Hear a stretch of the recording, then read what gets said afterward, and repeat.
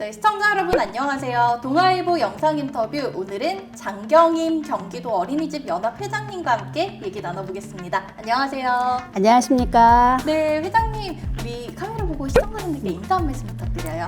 네, 안녕하세요. 저는 사단법인 경기도 어린이집 연합회장을 맡고 있는 장경임 인사드리겠습니다. 만나서 반갑습니다. 네, 환영합니다.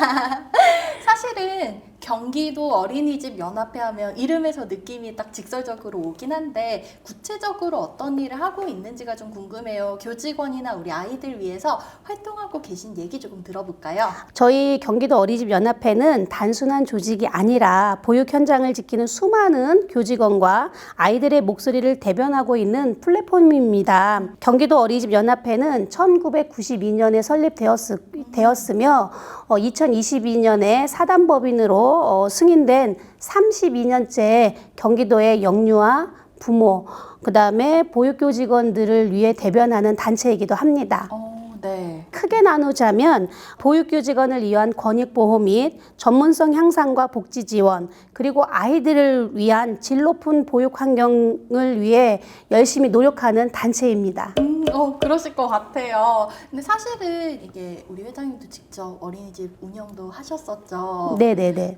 하다 보면은 정책적으로 이런 게 좀 뒷받침되면 좋을 것 같다는 게 많을 것 같은데 경기도나 정부에 조금 이런 거 좀 도와주세요 하는 것도 있을까요? 어린이집을 운영하면서 가장 느끼는 것은 현장을 중심으로 이해하고 정책이 만들어지길 바란다는 점입니다. 저출생 시대에 아이 한 명 한 명이 얼마나 소중한지 누구보다 절감할 것입니다. 그런데도 여전히 국공립과 민간 간의 이중구조, 형평성의 문제는 여전합니다. 네. 유보통합이 추진 중이긴 하지만 단순한 명칭 통합이 아니라 실질적인 차별 해소가 이루어져야 할 것입니다. 같은 아이를 돌보고 있는데 민간이라는 이유만으로 지원과 제도가 다르게 적용되는 것은 권리 측면에서 맞지 않다고 생각됩니다. 사유재산으로서의 민간 어린이집 운영권도 반드시 존중받아야 된다고 생각합니다. 사실은 저도 뉴스에서만 봤어요. 유보통합 예. 자세히는 잘 모르는 것 같은데 저희 경기도는 또 경기형 유보통합 바우처 제도라는 걸 신설했다고 하던데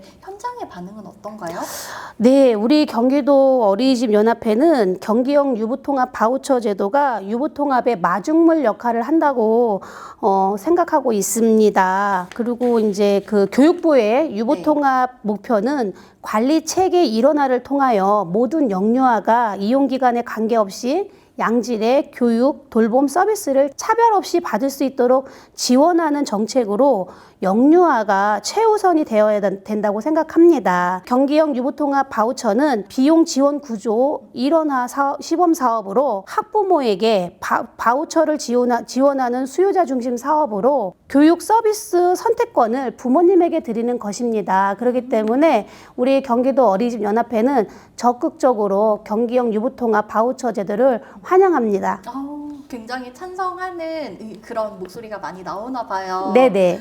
근데 사실 아까도 말씀드렸지만 우리 회장님도 어린이들 그리고 학부모님들 굉장히 가까이에 계시잖아요. 사실은 요즘 사회에서 저출생 문제가 굉장히 심각한데 좀 극복하려면 어떤 대책이 필요하다고 보세요?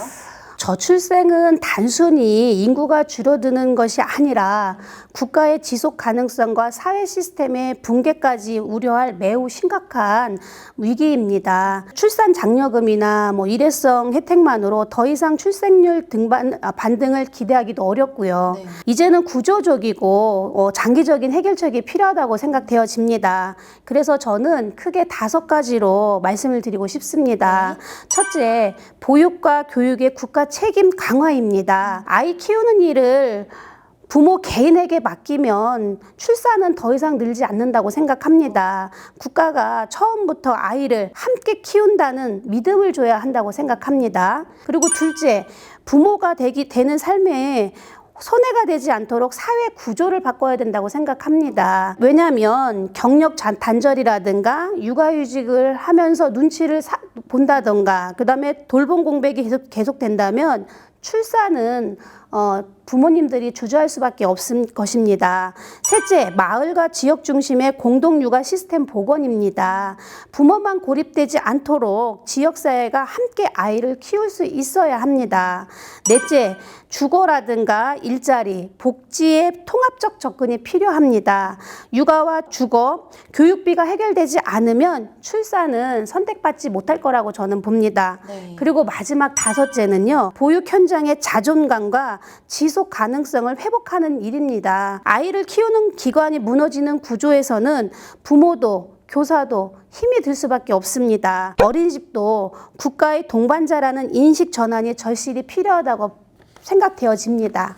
굉장히 5가지로 분류해서 얘기를 해주셨는데 결국에는 좀 국가가 그리고 아니면 이렇게 지역에서 나서서 좀 구조적인 장치를 마련해야겠다는 생각이 들어요. 예. 우리 회장님도 잘 아시겠지만 한 아이를 키우는데 온 마을이 필요하다 이런 얘기가 있잖아요. 예. 절실히 와닿는 것 같은데 자 벌써 마지막 질문으로 넘어가 볼게요. 자, 지금 제2대 경기도 어린이집 연합 회장님이시죠? 예. 앞으로 달성하고 싶은 목표가 궁금합니다. 보육이 곧 교육이고 교육이 곧 국가 경쟁력이라는 사실을 사회 전반에 더 많이 깊이 인식되어야 할 것입니다. 연합회는 앞으로도 다음 목표를 가지고 있는데요. 유보 통합 시대에 어린이집의 정체성과 공공성과의 조화를 모색할 것이고요. 보육교직원 권익보호와 전문성 향상 제도화에 노력할 것이고요. 또한 아이 중심의 창의성, 감성, AI, 그 다음에 융합 교육 확대를 할 것이고요. 무엇보다 학부모님들이 믿고 안심할 수 있는 보육 환경을 조성해서 지역사회가 함께하는 보육 공동체를 회복하는 데 앞장설 것입니다. 그리고 아이와 부모, 교직원 모두가 행복한 보육 환경을 만드는 것, 그것이 제가 가장 이루고 싶은 목표이기도 합니다. 어린이집은 단지 아이를 맡기는 공간이 아니고 아이의 삶과 성장, 그리고 부모님의 신뢰, 교사의 사명감이 함께 공존하는 공간입니다. 이런 어린이집이 존중받고 지속 가능해야 한다고 저는 생각합니다. 그래서 저는 회장으로서 경기도 모든 어린이집이 안정적으로 운영될 수 있는 기반을 마련할 것이고요. 무엇보다 우리 보육교직원들이 처우 개선을 적극적으로 권장할 수 있도록 노력할 것이고, 이렇게 하기 위해서는 제도와 예산의 구조를 바꾸어내는데 앞장설 것입니다. 네. 멋진 목표 잘 들었습니다. 이렇게 우리 회장님과 경기도 어린이집 연합회 계속해서 노력한다면 저출생 문제도 좀 잘 해결되지 않을까 생각이 드네요. 네, 오늘 귀한 시간 내주시고 좋은 말씀 들려주셔서 감사합니다. 고맙습니다. 네.